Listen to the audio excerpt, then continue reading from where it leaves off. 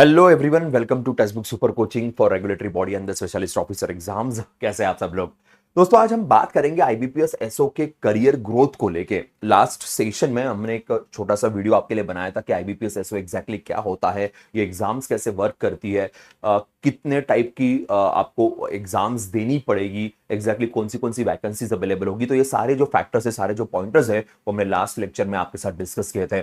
तो आज जो डिस्कशन होगा वो इस माइंडसेट से है कि एग्जैक्टली ये जो पोजीशन है, ये जो पोस्ट है, इस पे सैलरी क्या है, पर्क्स क्या क्या मिलेंगे, और जो ग्रोथ है, लाइफ की जो ग्रोथ है वो किस तरीके से होगी, करियर ग्रोथ आपकी बेसिकली किस तरीके से होगी। तो ये फैक्टर्स हम लोग यहाँ पे आपके साथ डिस्कस करेंगे आज के हमारे सेशन के अंदर।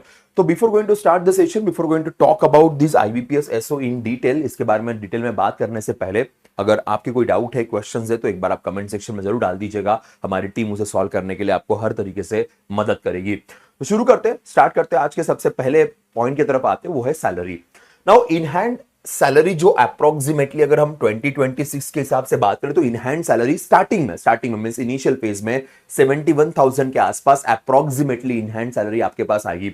अभी वैरी भी करती है, वैरी इसलिए करती है क्योंकि बैंक्स टू बैंक्स कुछ चीजें, कुछ पर्क्स जो होते हैं वो थोड़े बहुत ऊपर नीचे हो सकते हैं, पर इन ऑन एवरेज अगर आप आईबीपीएस के थ्रू सिलेक्ट होते हो, 11 बैंकों में अगर आपको सिलेक्ट होते हो, तो ये इन हैंड सैलरी आपको इनिशियल फेज में देखने को मिलेगी।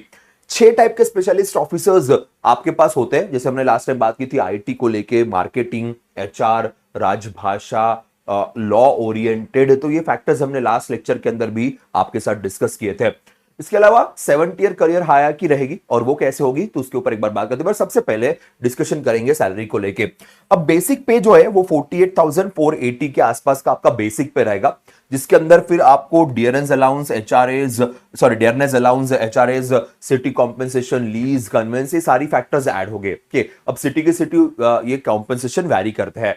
देन ग्रॉस सैलरी आपकी 78,000 के आसपास आपकी ग्रॉस सैलरी जाएगी, उसमें से अप्रोक्सीमेटली 7,000 का डिडक्शन देखने को मिलेगा जो पीएफ और बाकी चीजों के लिए रहेगा। एंड देन इन हैंड आपके पास 71,000 आ सकती है। इनिशियल है, जैसे आप सिलेक्ट होंगे, सिलेक्ट होते ही जैसे आपका ट्रेनिंग प्रोग्राम स्टार्ट होगा, उसके बाद से आपको ये सारे चीजें देखने को मिलेगी। तो ये बेसिक पे आपका बेसिकली इतना है। अब बेसिक पे के बाद क्या होता है कि अलाउंसेस जो है वो कुछ कुछ बैंकों के अलग अलग हो सकते हैं, थोड़ा बहुत उसमें ऊपर नीचे हो सकता है। बेसिक पे सबका सेम रहेगा, पर चीजें थोड़ी बहुत चेंज हो सकती है। तो सिटी वाइज कहां पे पोस्टिंग है, एचआरए आपको कितना मिल रहा है, अगर आपको ऑलरेडी क्वार्टर्स मिल गए तो फिर एचआरए आपको अलग से मिलेगा नहीं, क्योंकि आपको ऑलरेडी बेनिफिट प्रोवाइड किए जा रहे हैं। तो वो चीजें वैरी करती है, बट एट द एंड आपके पास अप्रोक्सीमेटली इतने अमाउंट की सैलरी जो है वो देखने को आपको मिल सकती है। तो ये फैक्टर ध्यान रखना। So it's a good salary, क्योंकि स्पेशलिस्ट ऑफिसर की पोस्ट है और अच्छी खासी स्टार्टिंग सैलरी आपके हाथ में यहां पे देखने को मिलेगी। अब अगर हम बात करें तो पे स्केल कैसा बढ़ेगा, पे स्केल कैसे इंक्रीज होगा, तो स्टार्टिंग पे स्केल जैसे मैंने कहा 48,480 का आपको बेसिक पे है। 7 इयर्स के बाद plus 2,000 annual increment for 7 years and benchmark reach to 62,480, ये आपको देखने को मिलेगा। ऑब्वियसली इसमें अगर आप कुछ बाकी एग्जाम्स देते हो तो उसके बाद भी आपके इंक्रीमेंट जो है वो आपको जल्द से जल्द मिलना शुरू हो जाएंगे, ये भी एक फैक्टर यहां पे। तो उससे भी आपके बेसिक पे में इजाफा होता है। नहीं दे रहे हो तो इन जनरल इस तरीके से। फिर after 2 year bridge 2340 annual increment of 2 years, ये भी यहां पे बढ़ेगा। And then final 7 years climb 85,920 तक का आपका बेसिक पे जाएगा। अब उसमें कभी कभी कुछ चेंजेस होते हैं इंटरनली, जो हमारी बैंक यूनियंस है उनका निगोशिएशंस के बाद कुछ इंक्रीमेंट्स देखने को मिलते हैं। इसके अलावा कुछ एग्जाम जब आप दोगे तो उसके बाद भी इंक्रीमेंट्स आपको देखने को मिलेंगे। तो ये थोड़ा बहुत बेनिफिट आपको देखने को मिलेगा। अब कॉम्पेंसेशन की बात करें तो डियरनेस अलाउंस जो इन्फ्लेशन के हिसाब से मिलता है, फिर हाउसिंग रेंट अलाउंस आपको मिलेगा, city compensation, conveyance allowances, lease allowances, तो ये है। अब 12th बायपैट्रिएट मीटिंग के बाद चेंजेस आते हैं। अब यहां पे भी चेंजेस आते हैं, ये फिक्स नहीं रहेंगे, ये समय के साथ मीटिंग्स के बाद कुछ इसमें बदलाव देखने को मिलते हैं। Then lifestyle wellness, medical entertainment allowances, leave travel allowances, access to holiday homes, house furniture, newspaper allowances, ये कुछ और बेनिफिट एक्स्ट्रा यहां पे ऐड हो जाएंगे आपके लिए। देन जॉब क्वालिटी सिक्योरिटी, सबको पता है कि भाई हाई जॉब सिक्योरिटी है।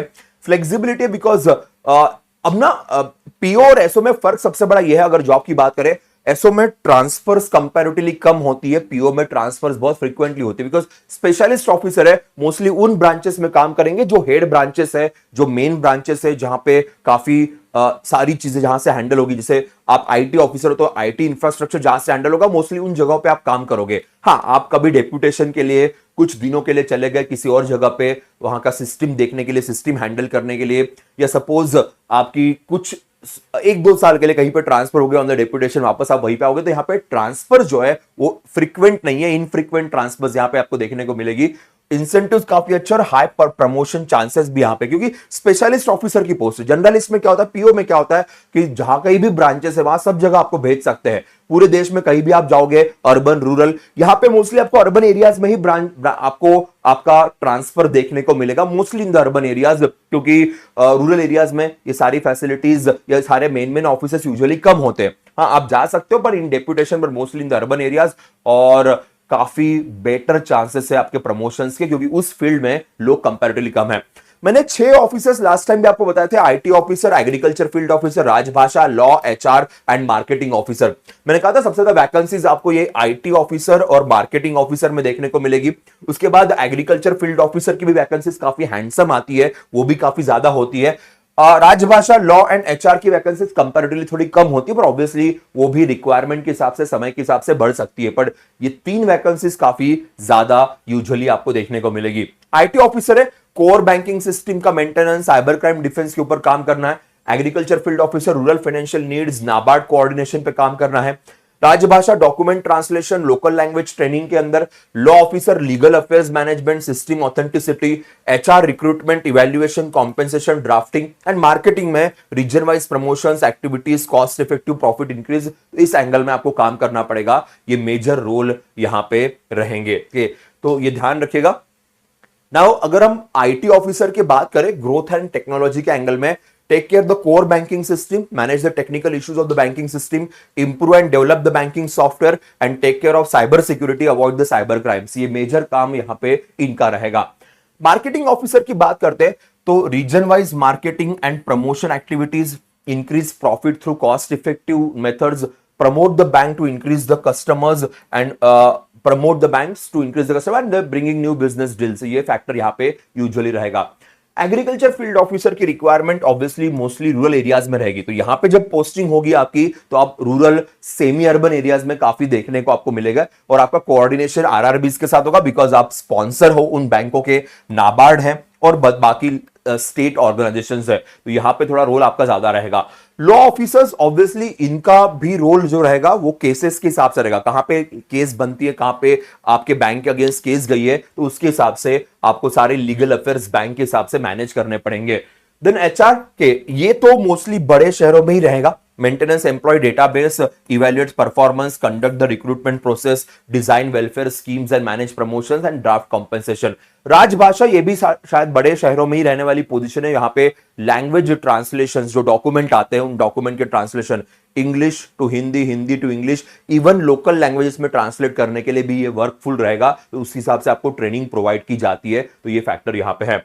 अब देखिएगा आपका जो आपका अपॉइंटमेंट है जूनियर मैनेजमेंट के हिसाब से आपका यहाँ पे अपॉइंटमेंट होगा कि असिस्टेंट मैनेजर लेवल पे आप यहाँ पे अपॉइंट किए जाएंगे कि प्रोबेशन पीरियड के साथ। फिर जूनियर मैनेजमेंट में आप आओगे, यहाँ पे मैनेजर पोजीशन रहेगी, फिर मिडिल मैनेजमेंट में आप जाओगे, फिर सीनियर मैनेजमेंट में, फिर टॉप मैनेजमेंट में, इस तरीके से। And then general manager level पे ये स्केल 6 है, ये स्केल 7 पे आप जाओगे, तो स्केल 1 से लेके स्केल 7 तक आप जा सकते हो। अब प्रमोशन कितने साल के बाद होगे वो वैरी करता है, बैंक टू बैंक वैरी करता है। 3 इयर्स पकड़ लीजिए, मिनिमम 3 इयर्स तो हर बैंक में आपको लगेगा from one place to another place जाने के लिए। कुछ बैंकों में इंटरनल एग्जाम्स होगी, कुछ बैंकों में, यूजुअली आजकल सभी बैंकों में इंटरनल एग्जाम्स होती है। अगर 3 साल के बाद आप क्वालिफाई भी हो गए प्रमोशंस के लिए, स्टिल आपको एग्जाम देनी पड़ेगी। अब कुछ बैंकों में 5 साल कर दिया है, इन सब banks it become the 5 years, और वो डिपेंड करता है कि आप कहां पे रिक्रूट होते हो, किस तरीके से, पर यूजुअली पकड़ लीजिए कि 3 साल के बाद you will be eligible to give the exam, और एग्जाम देने के बाद फिर आप प्रमोशन के लिए क्वालिफाई हो जाओगे, इस तरीके से होता है। हाँ, अब वो जो एग्जाम्स होती है उसमें इंटरव्यू भी रहेगा और आपकी इंटरनल छोटी सी एग्जाम भी रहेगी।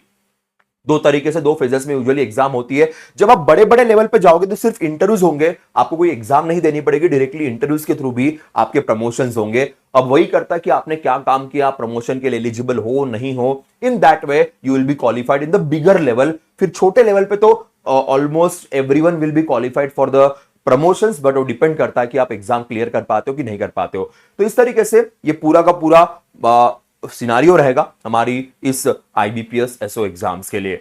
हम और भी सारे के सारे 6 सेक्शंस के वीडियोस आपके लिए लेके आएंगे कि हर एग्जाम या हर फील्ड के लिए क्या प्रिपरेशन है, क्या एलिजिबिलिटी है, कौन से सब्जेक्ट्स आपको पढ़ने पड़ेंगे, कौन से टॉपिक्स की आपको प्रिपरेशन करनी पड़ेगी, उसके हिसाब से हम बातचीत करेंगे। ठीक है, that's it guys from my side for the day. Will see you in the next session. Bye bye, take care.